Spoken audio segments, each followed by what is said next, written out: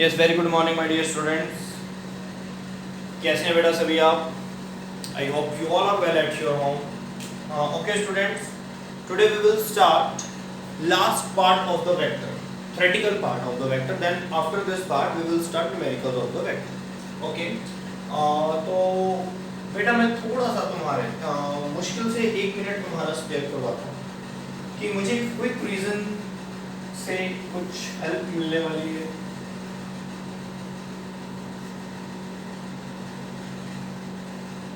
ठीक है, first point था हमारे पास एडिशन, ऐड का। तो एडिशन के 2 रूल्स थे बेटा, ट्रायंगल लो,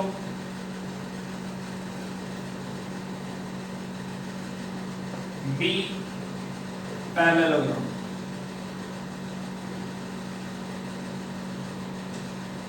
ठीक है, एडिशन के बाद ये काम हो गया था एडिशन का। रिजल्टेंट का इसका फॉर्मूला था बेटा, अगर इसके रिजल्टेंट दोनों के लिए सेम होता था, रिजल्टेंट का formula in both for both in both cases are will be same, a square plus b square plus 2ab cos theta. ठीक है, और फॉर एग्जांपल ये ले लेते हैं,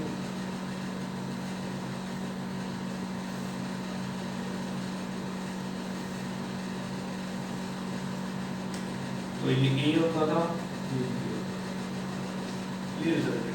ठीक है, तो इन दोनों वेक्टर्स के बीच में टोटल एंगल होता था थीटा, ये वाला थीटा एंगल। ठीक है, a और b के बीच में होता था। फिर हम यहाँ पे डायरेक्शन, ये मैग्नीट्यूड होता था ना बेटा, ये जो r होता था ये मैग्नीट्यूड निकालता था। ठीक है, किसका मैग्नीट्यूड? एडिशन का। कितने वेक्टर का, ये जो ट्रायंगल और पैरेललोग्राम लगा के हमने वेक्टर सेट किए थे। बट डायरेक्शन कैसे चेक करेंगे? किसी को याद है जब बोल गए सभी? टेंजेंट अल्फा, अल्फा एंगल होता है रिजल्टेंट के बीच, ये वाला पॉइंट ध्यान से सुनना, जो डायरेक्शन के लिए अल्फा एंगल है ये किसके बीच में होगा बेटा? In between the resultant and any vector. कोई भी a वेक्टर भी हो सकता है, b वेक्टर भी। तो मान लो मैंने वो बना दिया b वेक्टर के साथ, तो अल्फा ये तो रिजल्टेंट हो गया, ये वेक्टर भी हो गया, तो तुम ऊपर भी बना सकते हो। फॉर्मूला कैसे चेंज हो जाएगा मैं तुम्हें दिखाता हूं। तो सबसे पहले जिसके साथ तुम्हारा अल्फा सेट हुआ है, अल्फा बना हुआ है जिस वेक्टर के साथ, उस वेक्टर को यहाँ पे लिख देंगे, बस काम खत्म। बाकी को एज इट इज रखेंगे बेटा। a टेंजेंट है ना, तो sin theta, theta naught alpha, theta plus a cos theta. ठीक है, ये आ जाता था हमारा। ये एडिशन की बात थी बेटा। एडिशन में हमें कैसे मैग्नीट्यूड निकालना होता था, कैसे डायरेक्शन निकालनी होती थी। उसके बाद आ जाते हैं बेटा मल्टीप्लिकेशन में। तो मल्टीप्लिकेशन में बेसिकली हमने डॉट प्रोडक्ट कर लिया बेटा।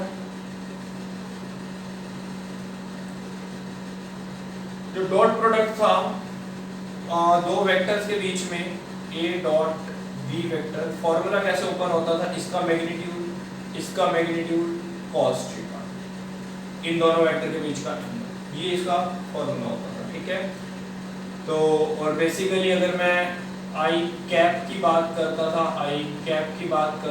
तो वो 1 हो जाता था। सेम वेक्टर की अगर मैं बात करता था, a डॉट a की बात करूंगा तो वो a का स्क्वायर हो जाएगा, क्योंकि मैग्नीट्यूड a स्क्वायर, और एंगल हो जाएगा इनके बीच में कितना बेटा? 0।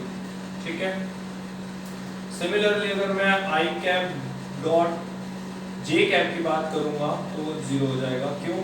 एंगल हो जाएगा 90 डिग्री, इन दोनों में फिर से एंगल हो जाएगा 0 डिग्री, इनका भी एंगल हो जाएगा 0 डिग्री। ठीक है, ये किया था हमने डॉट प्रोडक्ट के अंदर। हाँ, कार्टेशियन सिस्टम में अगर मेरे पास a की वैल्यू दी हुई है, a वेक्टर अगर दिया हुआ है तो उसको ऐसे लिखा जाएगा ax i cap by j cap plus sorry ay az k cap.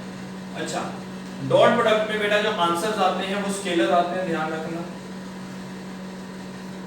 Scalar answer को सिर्फ मैग्नीट्यूड की जरूरत होती है। स्केलर क्वांटिटी बन गया, दो वेक्टर क्वांटिटी को मल्टीप्लाई करके आंसर स्केलर क्वांटिटी का आ रहा है, तो उसको फिर डायरेक्शन की तो जरूरत है नहीं। तो देखो यहाँ पर कि अगर मैं 2 वेक्टर्स ले लेता हूँ, तो बात कर रहा हूँ मैं मल्टीप्लिकेशन की, जो प्रोसेस चल रहा है बेटा ये मल्टीप्लिकेशन का है।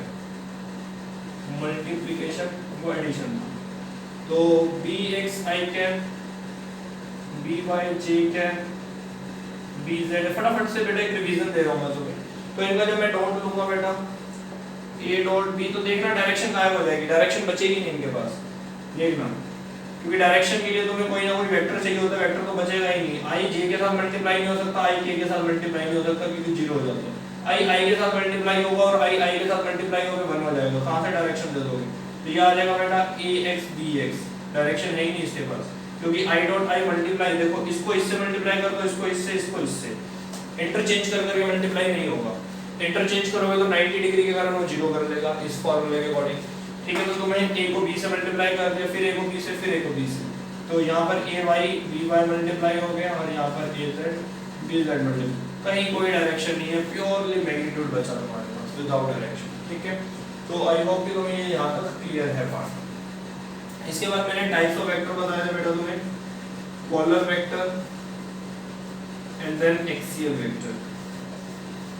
एक्सियल वेक्टर की डायरेक्शन देखने का मैंने क्या मेथड बताया था, एक्सियल वेक्टर की डायरेक्शन को कैसे चेक करोगे। पोलर वेक्टर तो बेटा नॉर्मल वेक्टर है, जैसे ये तुम दिखा रहे हो कि तुमने एक पॉइंट पे फोर्स लगाया और जब हम किसी पॉइंट पे फोर्स लगाएंगे वो एप्लीकेशन पॉइंट, वो जिस पॉइंट से स्टार्ट हुआ वो इनिशियल पॉइंट, तो दैट मींस पोलर वेक्टर वो वेक्टर है जिनका कहीं पर स्टार्टिंग पॉइंट होता है कि हाँ यहाँ से ये फोर्स लगना स्टार्ट हुआ है, आगे जहाँ तक मर्जी जाएगा इट्स ओके, बट स्टार्टिंग तो है ना, एक पॉइंट तो है ना जहाँ पे तुमने अप्लाई किया उसको, जहाँ से स्टार्ट किया एप्लीकेशन स्टार्ट करी, अप्लाई करना स्टार्ट किया। तो दैट मीन पोलर वेक्टर के पास वो वेक्टर है जिनके पास इनिशियल या स्टार्टिंग या फिर एप्लीकेशन पॉइंट होता है। ठीक है, एक्सियल वेक्टर बेटा ये रोटेशनल मोशन के वेक्टर्स हैं। ठीक है, इनकी डायरेक्शन हमेशा किसकी हेल्प से देखी जाती है, तो आंसर है राइट हैंड थंब। ठीक है, राइट हैंड थंब मतलब जिस डायरेक्शन में, जैसे मैंने तुम्हें इसका एग्जांपल दिया था ना, फैन को देखना तुमने। ठीक है, अब फैन तुम्हारा हवा नीचे की तरफ दे रहा है या ऊपर की तरफ दे रहा है, तो तुम क्या करो, उसके जो घूम रहे हैं, पर घूम रहे हैं, जो उसके विंग्स हैं जो घूम रहे हैं, उसके साथ अपनी उंगलियों को मोड़ दो। जिधर तुम्हारा अंगूठा जाएगा उधर ही हवा आ रही होगी तुम्हारे ऊपर। जैसे मान लो तुम कूलर के आगे खड़े हो, तो कूलर जैसे तुम फैन के आगे खड़े होगे तो तुम्हें हवा फील होगी, फैन के पीछे खड़े हो जाओगे तो हवा फील नहीं होगी, घूम तो फैन ही रहे, तो पीछे की साइड हवा क्यों नहीं आ रही? तो आंसर है पीछे की साइड वो एक्सियल वेक्टर नहीं आता ना, एक्सियल वेक्टर ही तो हवा लेकर आएगा। जब भी रोटेशनल मोशन की बात हो तो एक्सियल वेक्टर तुम्हारे माइंड में आना चाहिए। डायरेक्शन देखने के लिए उसकी क्या माइंड में आ जाना चाहिए, राइट हैंड थंब रूल। तो अब मान लो तुम कूलर के आगे खड़े हुए हो और कूलर का फैन जो मूव कर रहा है, तुम उसके फैन के साथ अपनी फिंगर्स को कर्ल कर दो। ठीक है, अपने फिंगर्स को ऐसे घुमा लो, तो जिधर फैन घूम रहा होगा, जैसे मान लो फैन ऐसे घूम रहा है, एंटी क्लॉक घूम रहा है फॉर एग्जांपल, ऐसे घूमेगा तो हवा तुम्हारी तरफ आएगी, अगर ऐसे घूमेगा तो हवा पीछे की तरफ जाएगी। तो ये चीज बेटा तुम्हें ध्यान रखनी है, बहुत सिंपल है। ठीक है, तो अब हम इसको आज क्रॉस प्रोडक्ट में यूज करेंगे। तो अब हमारा लास्ट टॉपिक, आज का लास्ट टॉपिक है बेटा, या वेक्टर का भी लास्ट टॉपिक हम बोल सकते हैं, इसके बाद न्यूमेरिकल्स बचते हैं हमारे पास, क्रॉस प्रोडक्ट। तो आई होप कि तुम्हें वेक्टर बहुत अच्छे से समझ आया बेटा, ये बहुत इंपॉर्टेंट है, बहुत अच्छे से यूज होने वाला है हमारी लाइफ में, इसलिए मैंने इसको अपने असेसमेंट में, जो मेन असेसमेंट होने जा रहे हैं उसमें भी डाल दिया कि तुम पढ़ो इसको अच्छे से, प्रैक्टिस करो इसकी। ठीक है, मैं चाहता था मोशन चैप्टर स्टार्ट करके प्रोजेक्टाइल मोशन से पहले इसको करवाता, लेकिन नहीं, मुझे बेस बनाना था। अब इसके बाद हमारा सिलेबस बिल्कुल एकदम स्मूथ हो जाएगा, क्योंकि अब तुमने सारे वो छोटे छोटे पॉइंट्स कर लिए हैं जो बच्चों को, यही फिजिक्स से बच्चा डरता है, सिर्फ ये जो तुम्हारे सामने लिखी है ये फिजिक्स बच्चे को मारती है। वो इंटीग्रेशन और डिफरेंशिएशन और ये वेक्टर्स बच्चे को समझ आने जरूरी है, नहीं तो फिर फिजिक्स अगर ये आ गया तो फिजिक्स कुछ भी नहीं है, कुछ भी। अगर किसी ने कर चुके हैं, कोई आगे पढ़ रहा है, सिलेबस से आगे है, रिलेटिव वेलोसिटी अगर किसी ने किया हो तो ये चीजें यूज होती है रिलेटिव वेलोसिटी में। ठीक है, तो लेट्स सी बेटा आगे देखते हैं अब क्या क्या होता है। we were doing about cross product. Yes, तो बेटा a वेक्टर और b वेक्टर को अब टाइम आ गया मल्टीप्लाई करने का क्रॉस के साथ। क्रॉस प्रोडक्ट मींस तुम्हें आंसर मिलेगा वेक्टर क्वांटिटी में। अगर वेक्टर क्वांटिटी में आंसर मिलेगा तो बेटा तुम्हें डायरेक्शन निकालनी पड़ेगी। इस डॉट प्रोडक्ट में डायरेक्शन का कोई लेना देना नहीं था, सिर्फ तुम मैग्नीट्यूड निकाल के खुश हो जाते थे, कोई डायरेक्शन नहीं थी। यहाँ पर भी चेक कर सकते हो, कोई डायरेक्शन नहीं थी, सिर्फ मैग्नीट्यूड की बातें होती थी। क्रॉस में क्या होता है बेटा, बेसिकली इसका जो फॉर्मूला ओपन करोगे तुम तो ए का मैग्नीट्यूड, बी का मैग्नीट्यूड, अब कॉस की बजाय हो जाएगा यहाँ पे साइन थीटा। नोट लिंक में मैंने डाल दिया तो लिंक चेक कर लेना, ए बी साइन थीटा, ठीक है। तो अब but A B sine theta से काम नहीं चलेगा, क्योंकि इस पोर्शन को हम मैग्नीट्यूड बोलते हैं, ये सारा पोर्शन मैग्नीट्यूड का होता है, ये देखो ना, ये सारा का सारा पोर्शन मैग्नीट्यूड का पोर्शन है यहाँ तक। और आगे तो मैंने इसको डायरेक्शन तो दी नहीं, क्योंकि डायरेक्शन की जरूरत नहीं थी। अब लेकिन बेटा इसके अंदर तो तुम्हें डायरेक्शन देनी पड़ेगी, तो डायरेक्शन देनी पड़ेगी तो आगे फिर वेक्टर बनाना है। अब इसका आंसर, इस क्रॉस प्रोडक्ट का आंसर वेक्टर आएगा ना, तो वेक्टर के पास तो मैग्नीट्यूड भी होगा और डायरेक्शन भी होगी। तो डायरेक्शन कहाँ से दें, तो डायरेक्शन देने के लिए तो बेटा मैंने तुम्हें बहुत बार समझा रखा है, क्या समझा रखा है ये मुझे भी नहीं पता, कि अगर हमें किसी चीज़ को डायरेक्शन देनी हो तो क्या किया जाता है, तो आंसर है वहाँ पर n कैप मल्टीप्लाई किया जाता है। पता है या नहीं पता बेटा, जब तक इसको डायरेक्शन नहीं दोगे तब तक ये तुम्हारा क्रॉस प्रोडक्ट नहीं बनेगा। ये मैग्नीट्यूड तुमने लिख दिया, तो डायरेक्शन लिखने के लिए यूनिट कैप, ये ध्यान रखना बेटा, मल्टीप्लाई यूनिट कैप से करना।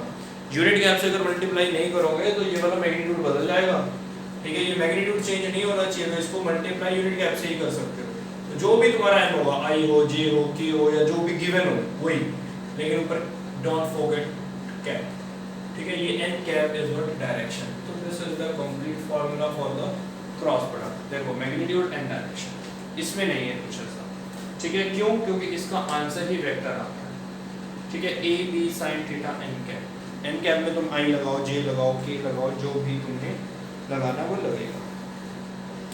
किसी को यहाँ तक कोई भी डाउट है तो वो मुझसे क्लियर कर लेगा व्हाट्सएप पे।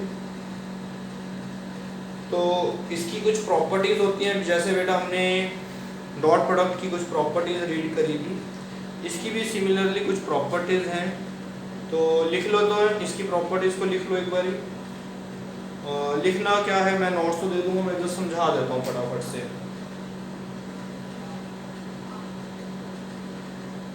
तो हेडिंग रहेगी हमारी बेटा cross properties of the cross product. और क्रॉस प्रोडक्ट में बेसिकली क्या होता है, पहला ही प्रॉपर्टी क्या होती है, जो इसमें बेटा कॉम्यूटेटिव प्रॉपर्टी जिसे तुम बोलते हो, कि अगर मैं a डॉट b करता था तो b डॉट a हो जाता था, बट अगर मैं a क्रॉस b करूंगा तो वो क्या होगा, b क्रॉस a नहीं होगा।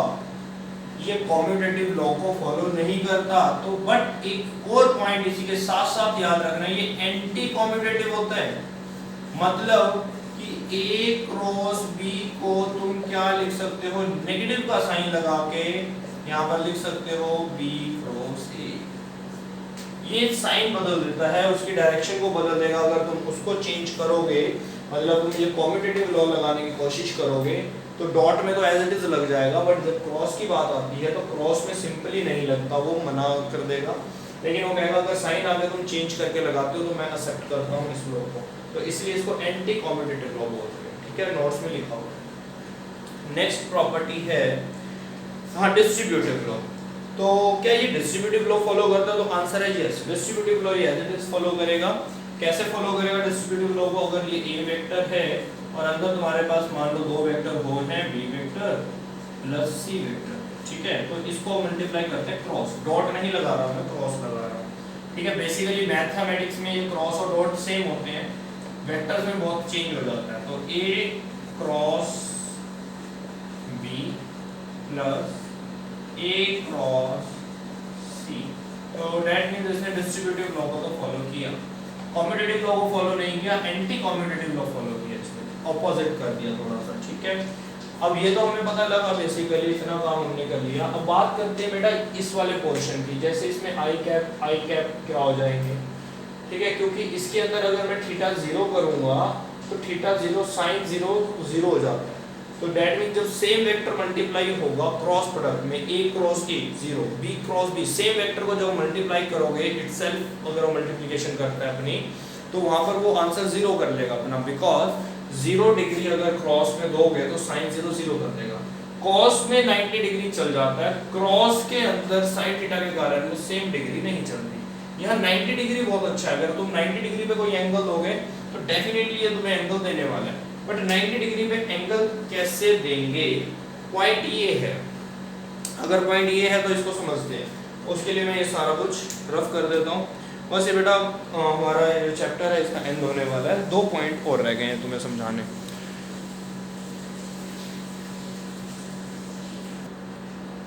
नाउ जस्ट स्टूडेंट बेटा अब क्रॉस प्रोडक्ट का सबसे इंपॉर्टेंट पार्ट करने जा रहे हैं, क्योंकि अभी तक तो क्रॉस प्रोडक्ट भी तुम्हें डॉट प्रोडक्ट के जैसा ही लगा, ठीक है ना। लेकिन अब मोस्ट इंपॉर्टेंट पार्ट है। क्यों? नोट्स में प्रॉब्लम नहीं है, नोट्स में लिखा है, बट समझने में तुम्हें ध्यान देना है कि अगर मैं आई डॉट डॉट वर्ड आ रहा माइंड पे, क्रॉस आई करता हूँ, डेफिनेटली आंसर 0 होगा। जे क्रॉस जे करता हूँ, डेफिनेटली आंसर 0 होगा। के क्रॉस के करता हूँ, डेफिनेटली आंसर 0। आंसर मैं तुम्हें बता चुका हूँ, क्योंकि इन सब के अंदर थीटा 0 डिग्री होगा, ठीक है। अगर इन सब के अंदर थीटा 0 डिग्री होगा तो क्यों 0 डिग्री होगा? क्योंकि सेम है ना, सेम वेक्टर जब मल्टीप्लाई होता है तो सेम डायरेक्शन के साथ, तो सेम डायरेक्शन में एंगल 0 होता है। एंगल हमेशा डिफरेंट डायरेक्शन में होता है। जैसे कि मान लो बी की डायरेक्शन यहाँ पर देखेंगे सारे, बी की डायरेक्शन इधर है, ए की डायरेक्शन उधर है, तो इनके बीच में कुछ एंगल है।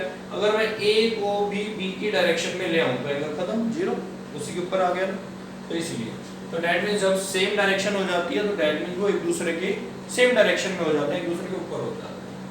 तो इसमें केसेस में 0 आ जाएगा। अब पॉइंट है कि अगर ये सेम वेक्टर हो गए 0 हो रहे हैं तो डिफरेंट में क्या होगा?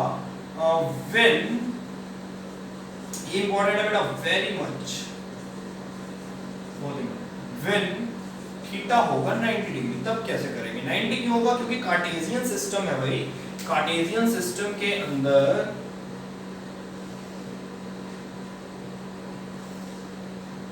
In the Cartesian system I cap means x axis, j cap means y axis, k cap means z axis। और ये z axis बेटा कहाँ पर होगा? इधर ऐसे, ठीक है ना। मैं तुम्हें एक बार करके दिखाता हूँ।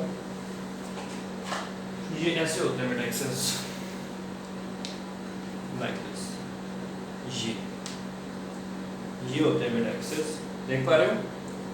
x y z। अब जरूरी नहीं है कि इसको z बोलना है, x y z, ठीक है।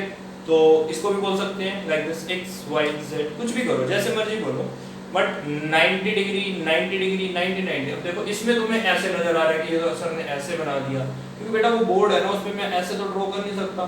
तो ध्यान रखेंगे वो ऐसा नहीं है, वो बेसिकली ऐसे है। तो ये है बेटा हमारा कार्टेशियन सिस्टम, ठीक है ना, समझ आया? तो इसको ध्यान रखना बेटा। ओके, तो अब करते हैं बेटा कि अगर मेरे पास आई क्रॉस, ठीक है ना, आई क्रॉस जे हो जाता है तो आंसर क्या आना चाहिए? तो मैं यहाँ पर लिखता हूँ बेटा कि क्रॉस है, तो मैं फॉर्मूला लिखने की कोशिश करता हूँ। बेसिकली फॉर्मूला क्या था हमारा, बोल तो नहीं गए? ए क्रॉस बी का फॉर्मूला था A B sine theta N के, ये मैग्नीट्यूड था ना, और ये थी डायरेक्शन, ठीक है। तो यहाँ पर हम लिखते हैं मैग्नीट्यूड, आई कैप मैग्नीट्यूड होगा 1 क्रॉस जे कैप, क्योंकि यूनिट है ना इसलिए मैग्नीट्यूड 1 होगा, ठीक है। इन दोनों के बीच में थीटा कितना होगा बेटा? 90 डिग्री, क्योंकि आई जे एंगल कितना 90 डिग्री, ठीक है। तो साइन 90 भी हो जाएगा 1। अब एन कैप में क्या लिखें? तो आंसर है, अभी अभी बेटा मैंने तुम्हें बताया था कि इसकी डायरेक्शन निकालने के लिए राइट हैंड थंब रूल का यूज करेंगे, ठीक है। राइट हैंड थंब रूल का मतलब है कि अपने तुमने क्या करना है, रोटेटरी मोशन में होता है, ठीक है। तुम ये देखो कि तुमने जे क्रॉस आई किया या आई क्रॉस के की है, क्योंकि ये सेम नहीं है। जे क्रॉस आई बदल जाएगा और आई क्रॉस जे बदल जाएगा। तो पहले आई है फिर जे है, ठीक है। तो तुमने अपनी फिंगर आई से जे की तरफ मोड़नी है, तो आई से जे की तरफ मोड़नी है, तो थंब इधर आया, तो ये डायरेक्शन है बेटा, दोबारा मैं बता रहा हूँ, तुमने अपनी फिंगर आई से जे की तरफ मोड़नी है, ठीक है, और अगर जे से आई की तरफ मोड़ते तो ऐसे फिर ये थंब पीछे चला जाता, डायरेक्शन बदल जाती है ना, सिंपल। तो अब ये बताओ मुझे, अगर मैं अब फर्स्ट क्या है, आई है, फिर क्या है, जे है, तो मैं अपनी फिंगर्स को आई से जे की तरफ मोड़ दूंगा, तो अपने थंब को देखो कहाँ पे वो डायरेक्शन बता रहा है, तो ये लाइक दिस, ये direction, this is the z axis, z axis को किससे लिखोगे, k, अब ये k बना ऐसे रखा है, बेसिकली है तो ऐसे ना, तो यहाँ पर आ जाएगा बेटा k कैप। आई होप कि तुम सबको ये पॉइंट क्लियर हो गया होगा, ठीक है। तो मैं अब करता हूं j क्रॉस k, करें j क्रॉस k, तो j का मैग्नीट्यूड कितना होगा 1, k का मैग्नीट्यूड कितना होगा 1, और साइन थीटा हो जाएगा 1। अब j से k की तरफ मोड़ दो अपनी फिंगर्स को, ये तुमने ऐसे मोड़ी j से k की तरफ, क्योंकि देखो k इधर है ना, तो j ऊपर है, तो ऐसे j से k की तरफ आऊंगा, थंब इधर i की डायरेक्शन में, तो ये हो गया i क्या, समझ पा रहे हो, दिस इज द i क्या। तो तुम ये नोट करो i j k, इनमें i मिस था, i यहां पहुंच गया, ठीक है ना। तो ये बेटा 1 1 1 मतलब आंसर आया क्या, पर्टिकुलरली आंसर क्या आया, is equal to k cap भी तो आया, आंसर क्या आया बेसिकली k कैप, क्योंकि 1 1 1 क्या हो गया, तो इसका आंसर बेसिकली क्या आया, is equal to i cap, यही तो आएगा आंसर। समझ पा रहे हो या नहीं समझ पा रहे, ठीक है। और अब इसके बाद लास्ट करते हैं बेटा, i से j पे है, j से k पर आए, तो अब k से i पर चलते हैं, k cap cross i cap, तो i j आंसर हो गया k, ठीक है, जो इसमें मिस था, j k आंसर हो गया i। अब इसका आंसर तो तुम खुद बता दोगे j कैप, क्योंकि इसमें j मिस है, तो आंसर j कैप आना चाहिए, देखते हैं आता है या नहीं।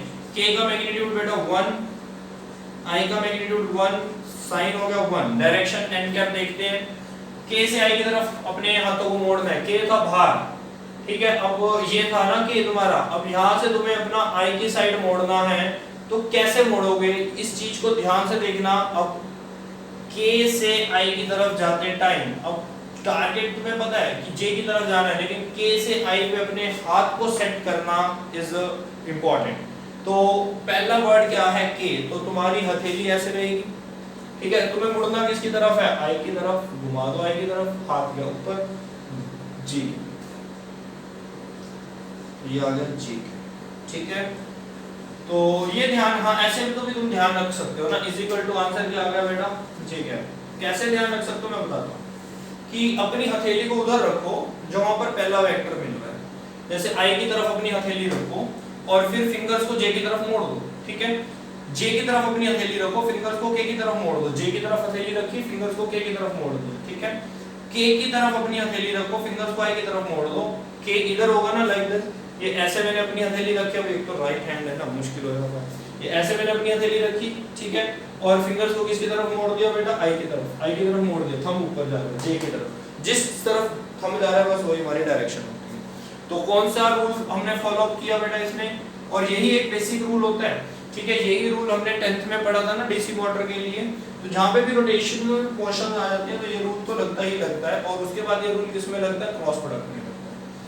अब ये तो बेटा ठीक हो गया कि i j k, अब अगर मैं इनको घुमा के लिख दूं, घुमा के इन द सेंस मैं इसको ऐसे भी लिख सकता हूं j क्रॉस i, तो आप कहोगे कि सर आपने अभी अभी हमें बताया था कि अगर i क्रॉस j है तो वो इक्वल नहीं होगा j क्रॉस i के, क्या ये इक्वल होगा, तो आंसर है नहीं होगा, क्यों, ये कॉम्यूटेटिव लॉ को फॉलो नहीं करता। तो मैंने कहा था ये अगर कॉम्यूटेटिव लॉ को फॉलो नहीं करता तो ये एंटी कॉम्यूटेटिव लॉ को फॉलो करता है, तो आंसर है यस, एंटी कॉम्यूटेटिव लॉ को फॉलो करता है, तो इसके आगे माइनस लगा दो, तो ठीक है।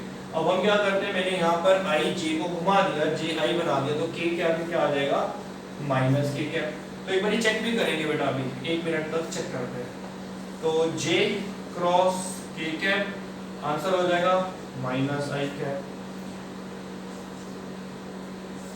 k cap cross i cap answer हो जाएगा माइनस j कैप, ठीक है। तो देखें कैसे ही होगा, अब हथेली को रखो j की साइड और अपनी फिंगर्स को मोड़ दो i की तरफ, ठीक है,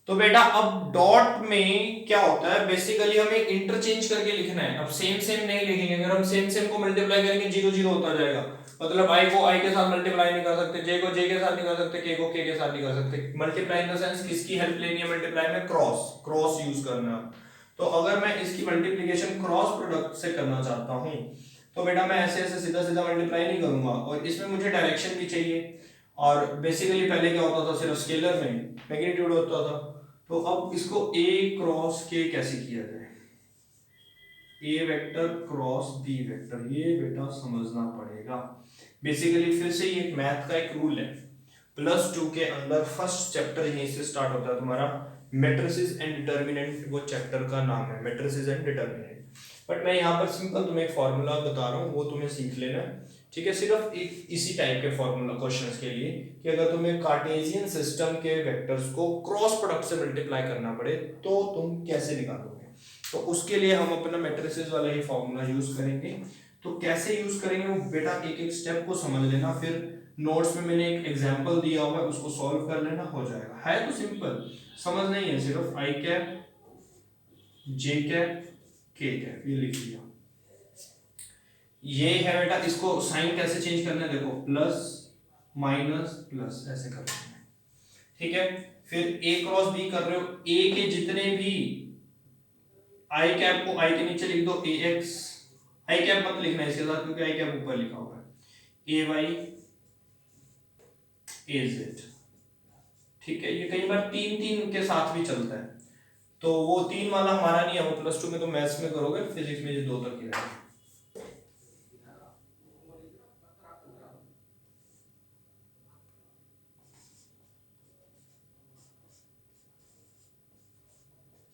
ठीक है, तो b का भी लिख लेते हैं बेटा एक बार, B X B Y B Z, ये तो हमने लिख लिया। सब समझ आ रहा है, इसी को बोलते हैं बेटा, ये मैट्रिक्स सिस्टम होता है, डिटरमिनेंट सिस्टम, तो ये वही है, ठीक है। अब क्या करना है, आई को आई के साथ मल्टीप्लाई नहीं कर सकते ना, अगर तुम आई की बात कर रहे हो तो आई वाले कॉलम को खाली छोड़ दो, ये वाला पोर्शन बच जाएगा तुम्हारे पास,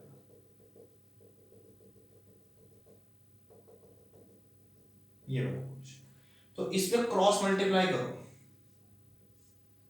लेकिन रिमेंबर वन थिंग कि जब क्रॉस मल्टीप्लाई करोगे तब साइन को बदलना है, यहां से जब इधर आओगे तो नेगेटिव साइन मतलब ऑपोजिट साइन कर दोगे। ये बेटा इसके अंदर तुम्हें अच्छे से याद रखना पड़ेगा, जब नीचे से ऊपर की तरफ आओगे तब साइन बदलते हुए आना है। अभी मैं करके दिखाता हूं तो समझ जाओगे तुम, ये नेगेटिव के साथ आओगे। अगर जे की बात करोगे फिर इन दोनों को, जिसका तुम करने जा रहे हो, ठीक है, उसको नहीं टच करना, क्योंकि आई को आई के साथ मल्टीप्लाई करोगे जीरो मिलेगा, आई को छोड़ दो, इन दोनों पे आ जाओ। तो इसका आंसर लिखते हैं। बेसिकली अब जो आंसर लिखना है वो आंसर कैसे लिखना है ये सभी देखेंगे एक बार।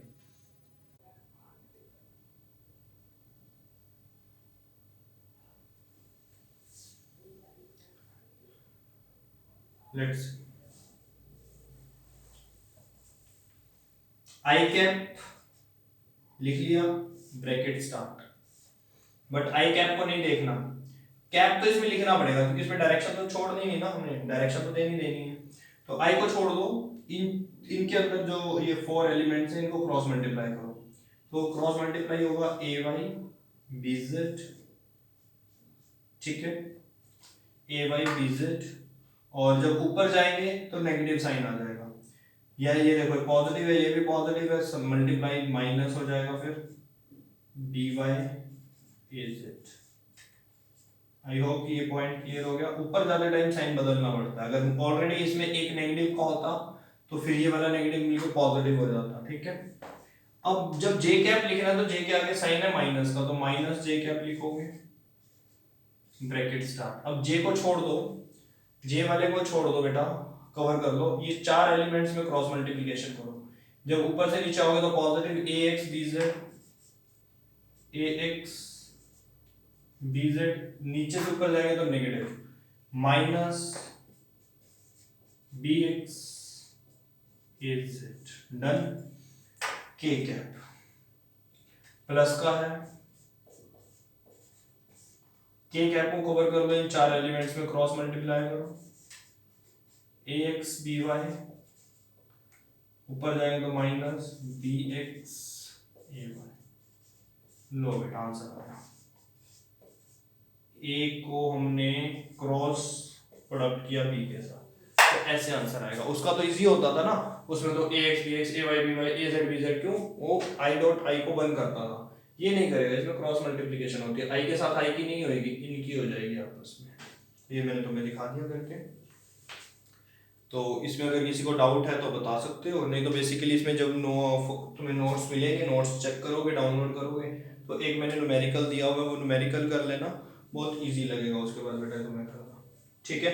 हाँ, in the case for example अगर वो तुमसे पूछता है कि सिर्फ इस ए का मैग्नीट्यूड बताना, ठीक है, देखो मैग्नीट्यूड निकालने के लिए तुम वो आर वाला रिजल्टेंट मत निकालने बैठ जाना कि रिजल्टेंट के फॉर्मूले, ये ऐड नहीं हो रहा। सिंपल ए का अगर कोई तुमसे सिर्फ मैग्नीट्यूड पूछता है, क्योंकि इसमें डायरेक्शन है ना आई जे के, सिर्फ अगर वो मैग्नीट्यूड की बात करता है, ये ध्यान से नोट करना बेटा पॉइंट, कि अगर मैं ए के मैग्नीट्यूड की बात करूं, ए को ऐसे लिखूं, मॉडुलस में लिख लूं, तो मॉडुलस मतलब मैग्नीट्यूड हो गया ना, तो इसको कैसे लिखना है, रूट, ये मैंने तुम्हें पहले भी बताया था, ए एक्स का स्क्वायर प्लस ए वाई का स्क्वायर प्लस ए जेड का स्क्वायर। इन द केस अगर इनमें कोई नेगेटिव भी होगा तो वो स्क्वायर के कारण पॉजिटिव हो जाता है। ठीक है, ऐसे ही ये बी का भी तुम मैग्नीट्यूड निकाल सकते हो, मैग्नीट्यूड। ठीक है, डायरेक्शन खत्म हो जाएगी उनमें फिर। ओके, तो ये अगर इनको ऐसे मॉडुलस में नहीं लिखना तो सिंपल ए लिख लो, ए खाली ए लिखना भी, जैसे मैंने यहाँ पर सिंपल ए लिखा, मैग्नीट्यूड मॉडुलस में नहीं लिखा, तो उसका मतलब भी मैग्नीट्यूड है। तो ए स्क्वायर और ए एक्स का स्क्वायर, ए वाई का स्क्वायर, ए जेड का स्क्वायर। तो ठीक है बेटा, यहाँ तक तुम्हारा ये वेक्टर पोर्शन डन हो चुका है। ठीक है, इट्स कंप्लीटेड। ओके बेटा, अब तुम्हें पढ़ना है, अच्छे से पढ़ना है, और इसके न्यूमेरिकल्स मैं तुम्हें करवाऊंगा, तो धीरे धीरे 4-5 न्यूमेरिकल्स की क्लासेस तुम्हें मिलती रहेंगी। तो अच्छे से करना बेटा, इस फॉर्मूले को अच्छे से समझना, ये कि तुम्हें अगर कार्टेशियन सिस्टम में दो वेक्टर्स को क्रॉस मल्टीप्लाई करना हो तो कैसे करते हैं, फिर उसके लिए मैट्रिसेस या डिटर्मिनेंट वाला ये फॉर्मूला हम यूज़ करते हैं। तो इसमें साइन का थोड़ा ध्यान रखना कि ऊपर कैसे साइन चेंज किया, और फिर जब क्रॉस मल्टीप्लाई कर रहे थे, जो क्वांटिटी नीचे से ऊपर मल्टीप्लाई हो रही थी तो उसका भी साइन चेंज हो रहा था। सिर्फ बच्चा यहाँ पे थोड़ा सा गलती कर जाता है और आंसर्स गलत आ जाते हैं, तो थोड़ा ध्यान रखना इस चीज़ का। ठीक है बेटा, आई होप कि तुम्हें क्लियर है सब। ओके बेटा, हैव अ नाइस डे बेटा, टेक केयर।